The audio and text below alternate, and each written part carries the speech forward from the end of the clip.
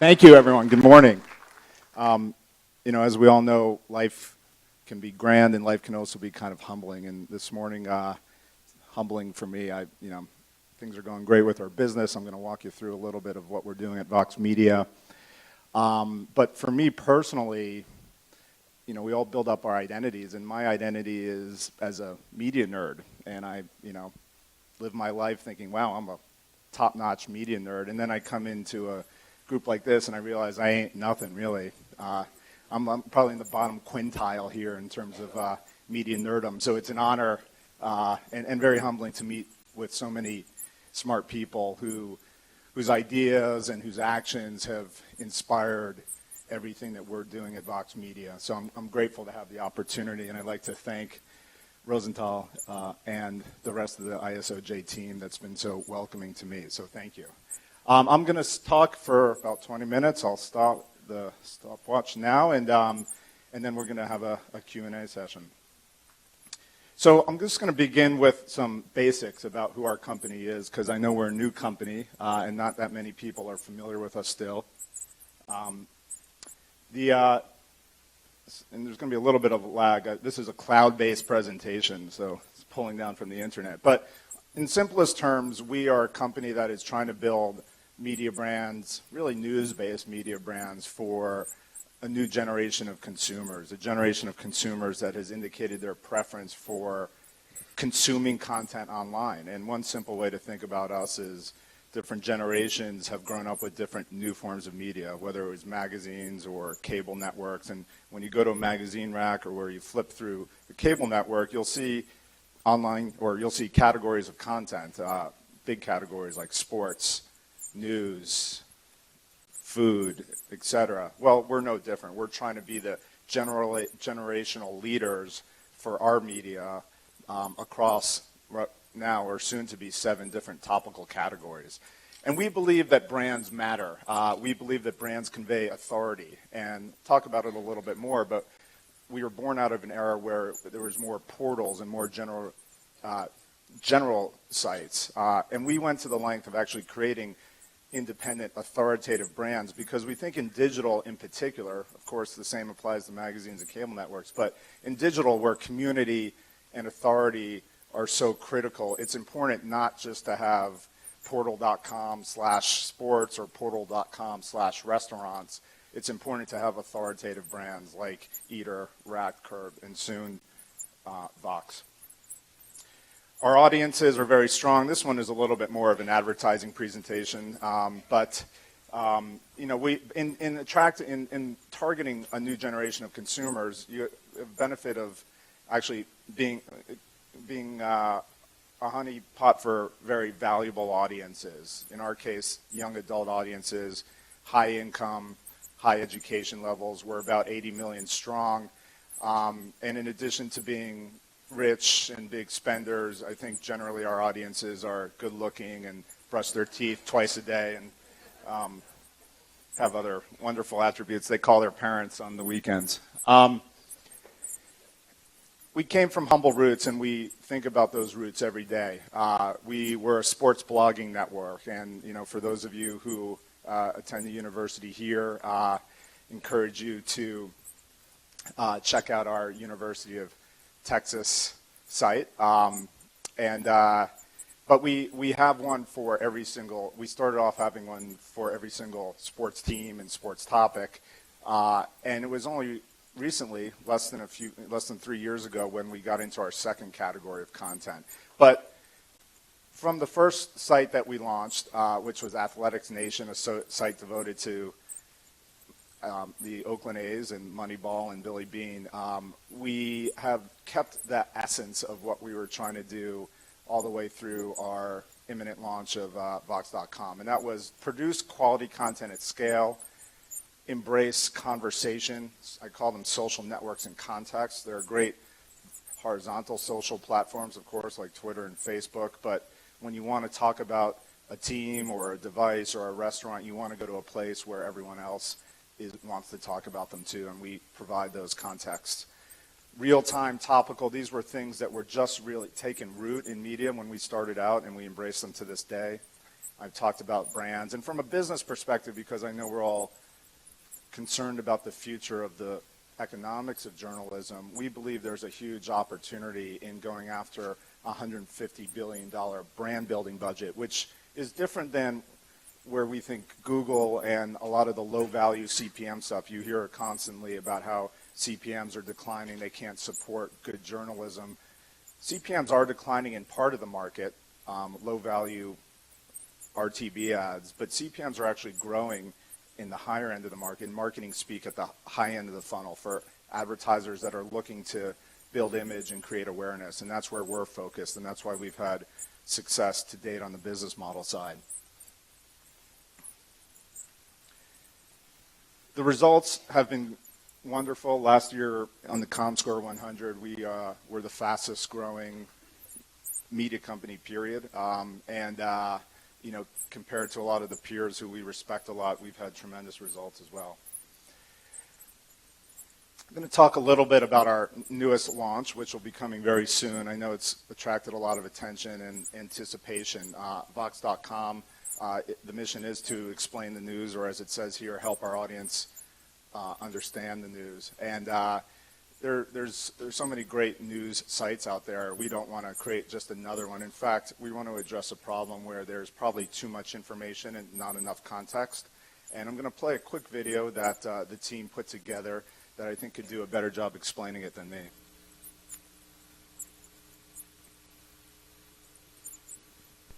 There's a problem in journalism. We call some of the topics we...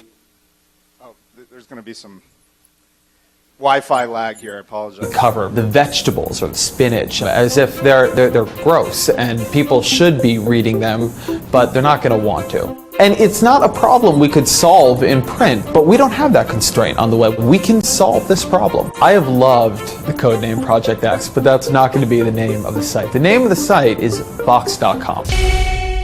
We can build all of the context so that in order to begin to understand the news, you don't need to read it for a long time and understand 20% of the first article, then 23% of the second, then 25% of the fifth. We can actually just put the information there for you. We have to figure out how to make this stuff not just matter to people, not just appealing to people, we have to figure out how to make it understandable to them too. So we're really excited. You know, this, like a lot of the things that you all do, we all do, we're experimenting and we're learning as we go along. And I think you'll see that when we launch Vox.com, we're not going to put it out there and say, this is done, we figured it out. That would be not only arrogant, but that wouldn't be in the way of how we think modern journalism conducts itself, which is more of an iterative approach, getting feedback from the audience, building a team, and really understanding how to deliver a product. We're proud of what we're going to put forward, but we know it's a starting point and far from an ending point, and we hope that you'll give us your feedback and be part of the audience. So moving away from our company and just talking in more general terms, I have a framework that I use to think about where media has been, online media has been, and where it's going, and I've kind of broken it down into three phases. In the first phase, I'd call it porting to the web, and this maybe was circa 15 years ago and probably all the way through about 5 years ago when you had the internet arrived, and there was, companies realized they needed to be on the internet, and so newspapers, magazines, even some early video just moved over to the web, and really they just ported their old products onto the web, right? The media type was not optimized for online. It was take the magazine or newspaper article and plop it on the web. The business model was really, you know what, we'll just throw in the internet stuff because we don't really know how to make money off of it. The distribution often came from Yahoo and AOL, like you hope to get a deal with the portals to get your distribution. And the effect was it didn't scale. And I call this, the impact of this was the self-loathing media company came about, where they said, like, gosh, we're not even gonna bother to invest in digital because we don't make money off of digital. It cannibalizes our existing products. And there was a lack of innovation, and frankly, digital didn't scale as a result. And I think we all, many of us in the room looking around have lived through that era, and there's still a big hangover from that era in the in the self-loathing media company. In phase 2, I call this the race to the bottom, and the good news about phase 2 was the engineers and the marketers came in and they said, well, we could produce things, quote unquote, more efficiently. We can use algorithms and we can reverse engineer the Google search engine and we can create a lot of spam. We can hire a lot of unpaid interns and we can figure out a way to make it cheaper and make it more efficient as a result. Now, even though I'm saying this in disparaging terms, there were a lot of great innovations that came out of it, and technology innovations in particular. But on the negative side, things weren't, there was a lot of problems. First of all, the content wasn't that good. This was the era of everyone trying to do a slideshow, everyone trying to do a listicle. The advertising isn't good. It's pop-unders, it's pop-ups, it's just lousy, ugly websites. And as a result, advertisers weren't going to value them, right? They're not going to spend a lot of money. As a brand advertiser, you're not going to spend a lot of money to be adjacent to content that you can't trust. You don't know who the audience is. And as a result, the advertising model started to decline as well, and that's where you see that race to the bottom in terms of the ad rates, which in turn don't allow you to invest in quality journalism, and it's a spiral downward. And so while there was scalability here, and some companies like, I won't name names, but there were some companies that took advantage of SEO farms and content farms and that kind of things, and certainly a lot of companies that took advantage of unpaid interns and contributor models. It simply didn't scale. It didn't scale economically. It did for a while, but then it didn't sustain. So phase 1, not really scalable. Phase 2, not really sustainable. Welcome to phase 3, which we call the race to the top, or creating quality at scale. And we borrow and learn from the best of phase 1 and the best of phase 2. We believe that brands matter. Think about it. Brands, media brands, journalism brands have really been marginalized on the web, and I think that pendulum is swinging. We focus a lot on the platforms because the platforms have been the great innovations of the last decade, whether it's Twitter or Facebook or Google. Platforms for discovering and for sharing have enabled companies like ours, but in the process, we've kind of lost sight of consumer media brands, and I think that's changing now. So they're new, modern brands that matter to consumers. There's a new way of discovering the content, as I just mentioned, and it's less about gimmicks and tricks, and it's more about earning it through social credit. Even the Google algorithm is starting to reward quality and depth as opposed to slideshows and spamming. And as a result, the business model is prospering too, because you're getting brand advertisers, and in some cases, subscription models that both marketers and consumers with their subscription models are actually willing to pay for. In our case, we're advertising supported, and we're seeing premium CPM, we're seeing CPM growth when all you really read about is CPM decline, because we are investing in quality. Now, quality in the phase 1 sense doesn't really scale, as we said, but quality can scale here if you invest in the systems and processes and the technology and the culture to make sure that it scales. And I'll talk a little bit about that now and get into how we do that at Vox Media. So it starts off with talent, and many of you in this room are in that new breed of talent that has been, if not born with the web, at least dedicated their careers to the web and figuring out better means of storytelling. We make it our business to seek out and hire people who we believe are web natives, who are the best web storytellers. And they have things in common. I liken it to Silicon Valley hackers. Well, we have this new expression, media hackers. And just like Mark Zuckerberg didn't ask for permission when he went and created Facebook, and just like the great Silicon Valley hackers have open access to the internet that allows them to create great products, journalists and storytellers now have that same access. They don't have to ask permission. They honestly don't have to work at the school paper and hope for, work and then hope for an internship and then work their way up, of course. They can just go and do it. They can make things. They can make videos. They can do investigative reporting. And of course, they're doing it. And we make it our business to seek out those people and then to support them with technology, with a paycheck, and with an environment where they can be successful, and of course an audience. Some things don't change in this world. I have up here the eternal principles of storytelling, having a voice, truth-telling. Those things don't change. But what's new is you're becoming more of a community leader, and you know how to use the tools at your disposal, whether those tools are social platforms, geolocation platforms, multimedia, whatever it is to tell your story. This new generation is facile with it. I like to say that they are data informed. Data is a big piece of it, but I think the best storytellers are not data driven. They're not doing just what the data tells them to do, but they're also not ignorant of it as well, and they use it to their benefit in storytelling.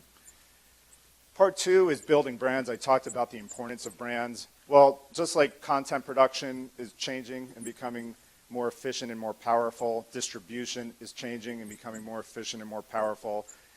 All these brands up here are distribution platforms with whom we work to get out there.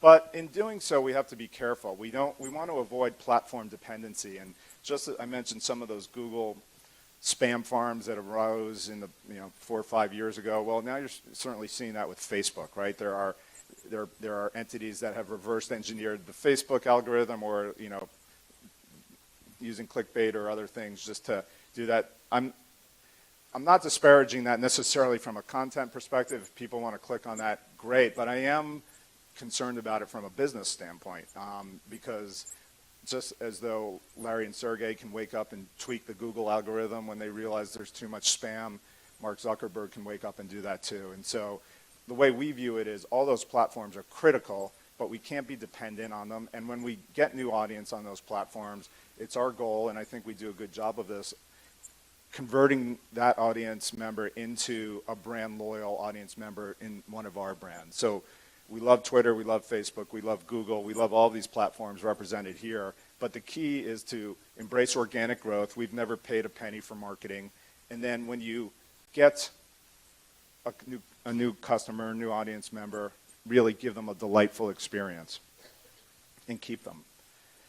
I think we're really well known for being a technology-driven media company, and my advice here is media companies that want to scale need to control their technology destiny.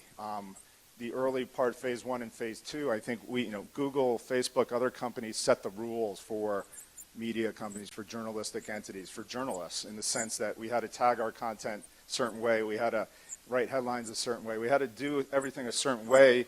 Not necessarily because of what our audience was looking for, but because of what these other technology platforms were requiring of us. And you have to have the courage to kind of take back the digital night, if you will, and put yourself in control of the experience. And of course, we partner with a lot of great technology companies, so it's not about having to own everything, but it is about having to really value the experience and take control of your technology experience. In our case, Trey Burnett and Pablo Mercado, who are here in the audience, and a great team back in Vox Media, have architected our Chorus platform. And we have an analog that we just announced on the advertising side to make advertising beautiful and strong as well. That's called Harmony. So between Chorus and Harmony, for us, are solutions that are geared toward making sure that our creators have, our storytellers have the best possible tools. We can distribute our content most efficiently, and we can have a strong business model as a result. So all that stuff is great, but ultimately our biggest lesson is use technology, use talent, use distribution to make it awesome. And I'm going to show you another quick video to give you a sense. And as you go through it, please pay particular attention to the production quality of the video. This is all video that we've run on our site. You'll see some screen grabs. And we learned a couple of years ago that there are efficient ways to produce quality work. Great talent, great stories, but also make it look good. So take a look. The ethos of Vox is that if you take really smart people, give them really great tools, and put faith in them to execute ideas, they can make incredible things.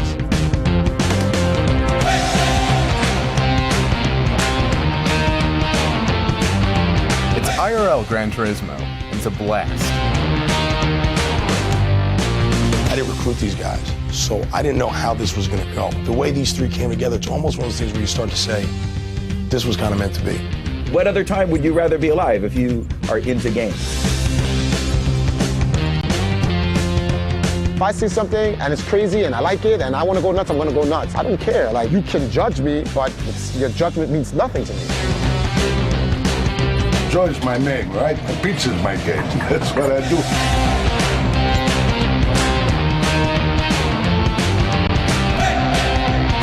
We're always going to be trying to make the next greatest product.